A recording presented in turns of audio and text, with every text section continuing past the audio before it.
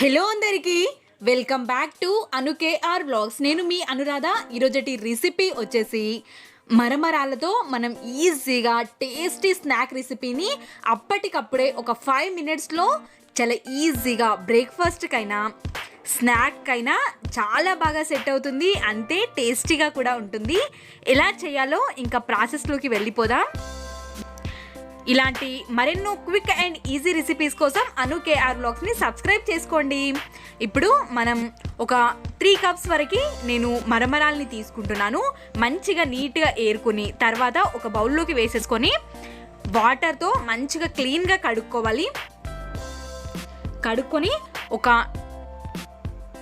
10 seconds పాటు నాననివ్వాలి. కాస్తంత మెత్తగా అయిన తర్వాత మనం సపరేట్ చేసుకోవాలి. ఇక్కడ చూపిస్తున్న విధంగా అంత మెత్తగా అయితే సరిపోతుంది.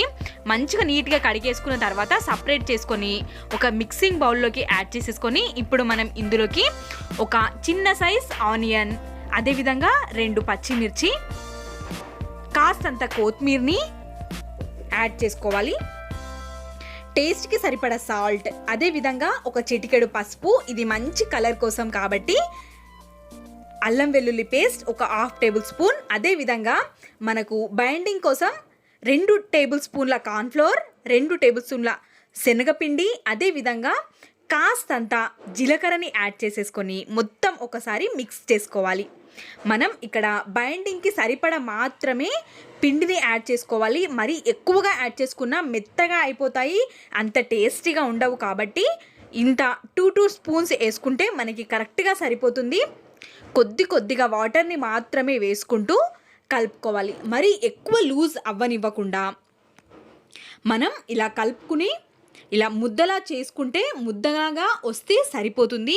కొద్దిగా మాత్రమే వాటర్ని వేస్తూ మొత్తం కలిపేసుకోవాలి. మీకు ఒకవేళ ఇలా ముద్దలాగా రావట్లేదు అనుకుంటే ఇంకాస్త పిండిని అదొక స్పూన్ ఇదొక స్పూన్ యాడ్ చేసేసుకొని కాస్తంత వాటర్ని యాడ్ చేసేసుకొని కలిపేసుకోవచ్చు. ఇలా మొత్తం పిండినంతటిని మరమరాల్లోకి కలిసిపోయేలాగా కలిపేసుకొని ఇలా ఒక రౌండ్గా ముద్దలాగా చేసేసుకొని మీకు కావాల్సిన షేప్ని ఇచ్చేసుకోవచ్చు. మనం ఇలా మరమరాలతో వడల్ని కూడా ప్రిపేర్ చేసుకోవచ్చు, కానీ నేను ముందు వీడియోస్లలో వడల్ని కూడా ఎలా చేయాలో చూపిస్తాను. కానీ ఇలాంటి స్నాక్స్ కనుక మీరు చేసి పెట్టారంటే చాలా ఈజీగా తొందరగా అయిపోతుంది. ఇంట్లో వాళ్ళు కూడా తృప్తిగా తినేస్తారు. మరి లావుగా కాకుండా కాస్త సన్నగా ఉత్తుకోవడానికి ట్రై చేయండి. ఇలా ఈ కరెక్ట్ షేప్లో చేసుకున్నారంటే మనకి చాలా త్వరగా వేగిపోతాయి, కరకరలాడుతూ చాలా టేస్టీగా ఉంటాయి.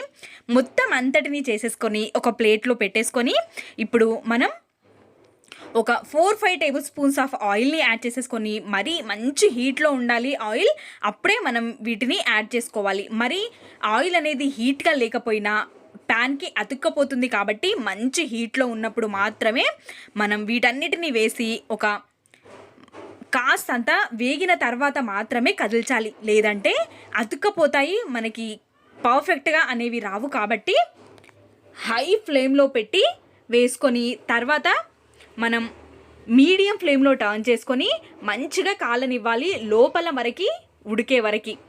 మంచిగా ఇలా కాల్చుకున్న తర్వాత ఉన్న వాటిని సైడ్స్కి జరిపేసుకొని ఇంకా వేరే వాటిని వేసేసుకోవాలి.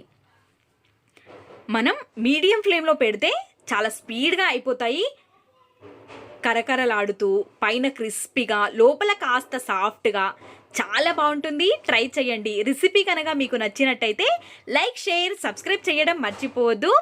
ఇలాంటి మరెన్నో రెసిపీస్ లింక్స్ అనేవి డిస్క్రిప్షన్లో ఇస్తాను. Please check it out. Thanks for watching. Bye bye.